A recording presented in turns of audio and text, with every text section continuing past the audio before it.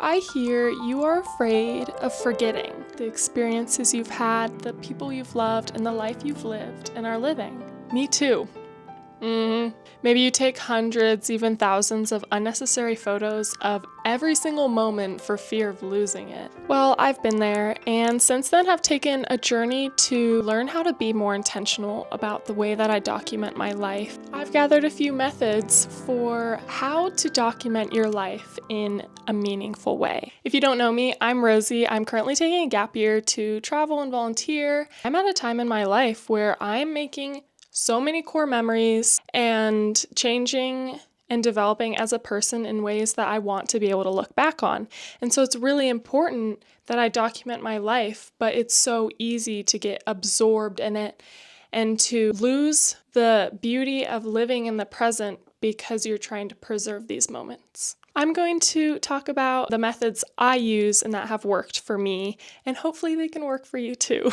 Anyways, being intentional with your camera. It's kind of like any artist's work. If these artists made like a lot of the same paintings, or at least like similar, the value of each would decrease because they're less unique. There are exceptions for everyone. Like, I have a lot of photos of my cat, and I don't think that's bad at all. But I do find myself taking photos of the same things a lot. Like, do I really need all of these photos? What is so special about this, and how does it impact me? That's a good question to ask yourself, is what about this do I want to remember?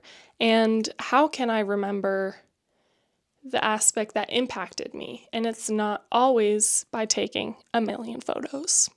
I didn't have a smartphone until I turned 18, which was last year, and I was fine until I got to high school. And social media was suddenly a part of my life, and I was very jealous of how they could just whip out their phone and take photos whenever they wanted. But this ended up teaching me that there isn't a need to take photos every second of the day. And I hate that saying that's like, if you didn't take a photo, it didn't happen. I think that's how it goes. I hate it. I hate that, because what happened to being present and like sharing these special moments with these people and everyone doesn't know about it, and that doesn't mean it didn't happen. Ugh! I ended up getting a little digital camera that lasted me 5 years. I vlogged a lot on it. I took photos, and it was kind of perfect because I just brought it almost everywhere I went.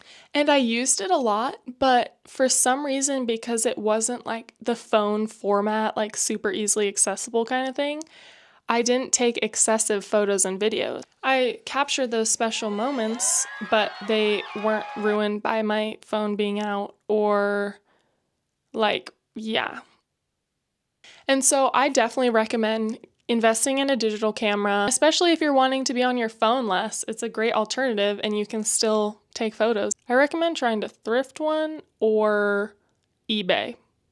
Photos in moderation are very special, and I have some ways that I use photos to make them even more meaningful, and this is for all my crafty people. Perfect ways to use photos.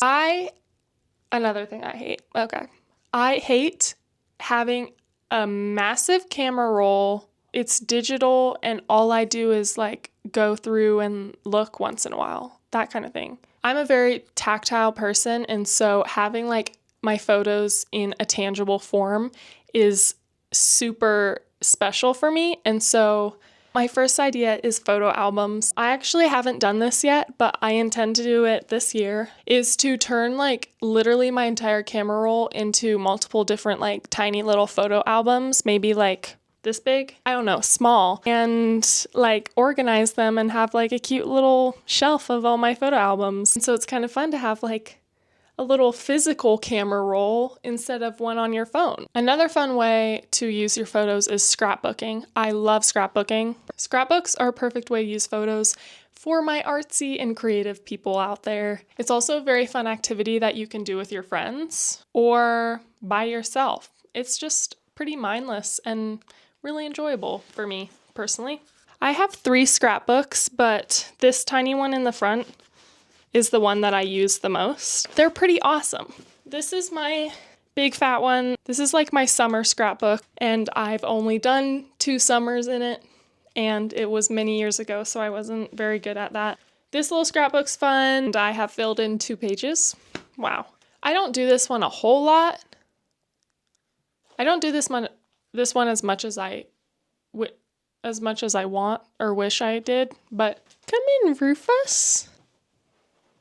This is the cat that I can never take too many photos of. Oh, okay, he's gonna chill here now with us. This is my planner, like weekly, daily, whatever. I got this idea from Lynn Truong, where after you finish a week on your planner, you use the photos from that week and you do a little scrapbook. And so that's what I've been doing. And it's kind of fun because then you turn your planner into a little memorabilia when you would usually like discard it after the year's over. Oh my gosh, you're so cute. This year, one of my biggest goals has been sketching at least once a week. It was once a day, but then it turned to once a week. I have this little notebook that I actually can't get right now because of this toad on my lap. But I pack it with me most places, and if I have a little extra time or I need to decompress, I will sketch in that notebook. I have started sketching objects that are either in front of me or photos that from my phone. So another way to use photos, sketch them, turn them into art, whatever. And so I like sketching what's in front of me. I feel like environments are so different and so unique. And so it's really cool to be able to like sketch random things that I see that I normally wouldn't acknowledge or take photos of or write down or anything. And so it's a really special way to document, and I get to practice sketching and get better. So that's awesome. How the heck do you remember anything you've ever done besides sleep and eat food and kill mice? He doesn't remember anything in his life because he didn't document it. Writing. Historically, once we became absolute geniuses and started writing, like language is literally so cool, I'm obsessed. We are now able to write. And I love writing personally. I have a million journals and I can't get them because of this chunky cat. When I first started journaling like a diary, I would just write like, I did this, I did that today. And it was so boring. I don't want to know just like what I did each day. I want to know how I felt. I want to know like my emotions and like what I was thinking. So cute. I started my journal, I think in 2017. I think I was in 5th grade. But it turned into a thing so quickly where I had to do it. I had to sit down before I went to sleep and write everything about my day.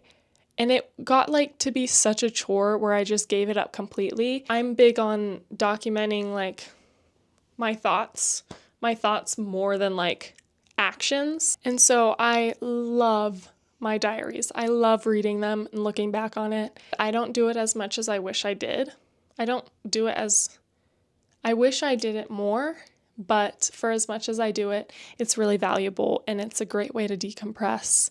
And I feel like I can really see a lot of character development in my diary. I also have like a morning journal, and a lot of it's gratitude. And so it's kind of fun to incorporate like little more mundane daily things in that I don't document in my diary. So like, wow, I'm really thankful for lunch yesterday with my mom. Like, I probably didn't write about it in my diary, but I did in my little daily journal. So it's kind of just like a reminder of those little things that I did that aren't big enough to me to write in my diary about, if that makes sense. I also have a book of quotes from books, people, Pinterest, wherever I find them, and I love it. It's very inspiring, and I like reading through it. Oh, he's leaving. Okay. This is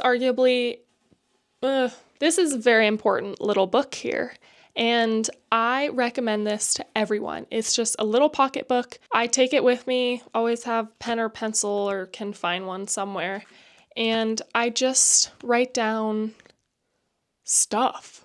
I use this if I'm traveling and I don't have my big fat diary. I love documenting like my environment in here. I love bringing it to like restaurants and writing a detailed summary of like the restaurant.